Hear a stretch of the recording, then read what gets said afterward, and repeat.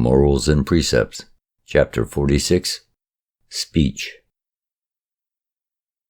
Speech is the most sociable of all the attributes of man. It raises him above the beast, and reveals his heart to a friend. Make yourself a craftsman in speech, and in a contest of words, you will become the victor. The master is deft of speech, while the servant is clumsy. High rank and skill in speech are inevitable companions, but to a hasty-tempered or irresponsible man, the gift of the golden tongue is like a sharp sword in the hands of a madman. The tongue is the mightiest of weapons, and fair speech wins more battles than fighting. It is also true to say that without speech there would be less strife. To speak well, you must speak honestly and from the heart. A dishonest tongue is a traitor within your walls, which will betray you. An inconsistent tongue leads among many devious paths, and you are lost. If you say a thing in one place and contradict yourself in another, you will be wanted in neither. Your testimony should at all times and in all places support themselves. Speak quietly and to the point. Conserve your words. The weakling is a mere word-wasting tongue-wagger. Be not like him. Speak firmly and to the point, graciously, without malice or ill feeling. Consider carefully your choice of words. One capable of two meanings issuing from your mouth without thought and being repeated elsewhere may turn men against you. The tongue has overthrown many men and brought them to ruin. The tongue has built a prison for many men. Many words battered down the gates of content, and regret enters. But silence will never betray contentment. In silence there is safety. A closed mouth safeguards tranquility. If accused by a liar, return a firm answer, remembering that he will also be a coward. His falsity will bear him off. Fine speech flows not from the places of instruction alone, nor is it the prerogative of the wise. It may be found among men who carry water, or the women who sit at the grindstone. An abundant supply of words is not enough. Like a necklace, they must be strung together in harmony and grace.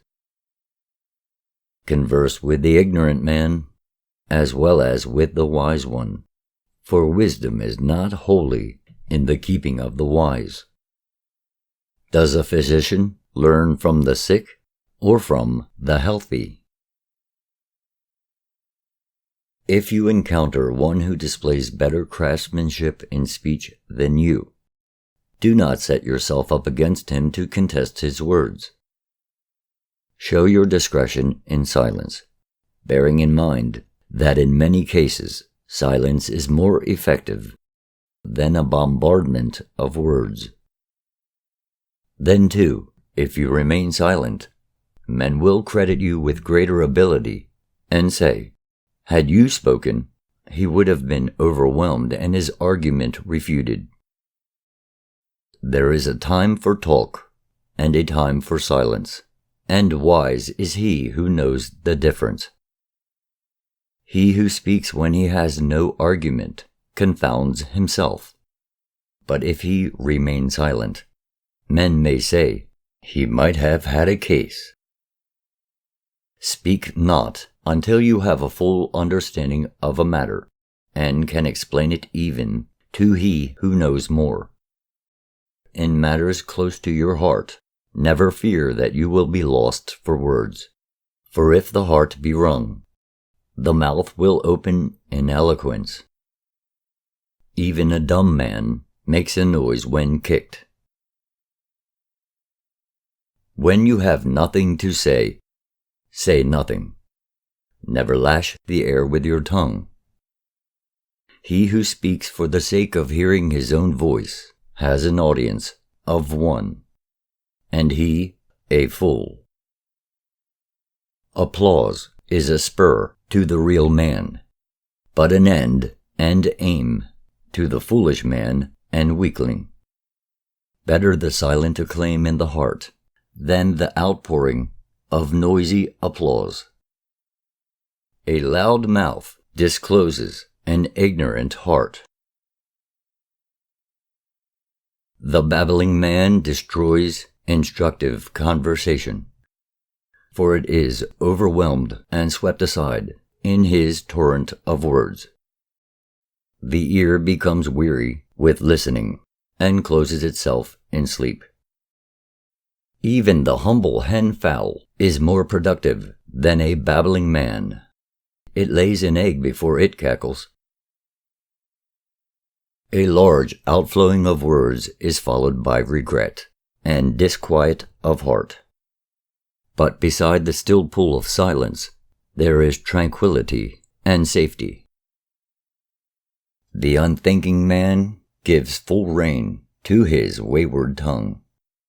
His speech gallops away out of control, and he crashes at the hurdles of foolishness, erected by his own words. Let wisdom be the sentinel guarding the exit from your mouth, that no demon formed of words may escape to destroy your peace. If you speak with the head man, choose your words with care. If your counsel pleases, he will remember you when others seek promotion. Never give misleading evidence before the judges, or speak in a manner which may lead to misinterpretation. If your neighbor lay fettered in a place of confinement because of your unruly tongue, his shade would haunt your bedchamber. Fine words are out of place on the lips of a fool, and lies on those of a governor. A falsehood spoken by a lowly man is less wicked than one told by a man of position and estate. Even a fool, if he keep his mouth shut, may appear wise. The slow-speaking witness speaks firmly and frames the speech in truth. He who speaks with haste leads his tongue towards falsehood. Truth is burnished by the cautious tongue, and its careful winnowing of words absolves it from error. Avoid the lewd speech of ignorant men, for this is the consolation of slaves, even as lying is the refuge of the servile. Abusive words should never be hurled against those who stir you to wrath, for always they will return, like echoes from a cliff. Become a craftsman with words, that your tongue may command products of intricate splendor and power, which will confound your adversaries and raise you to the utmost heights of eloquence and set you above the multitude.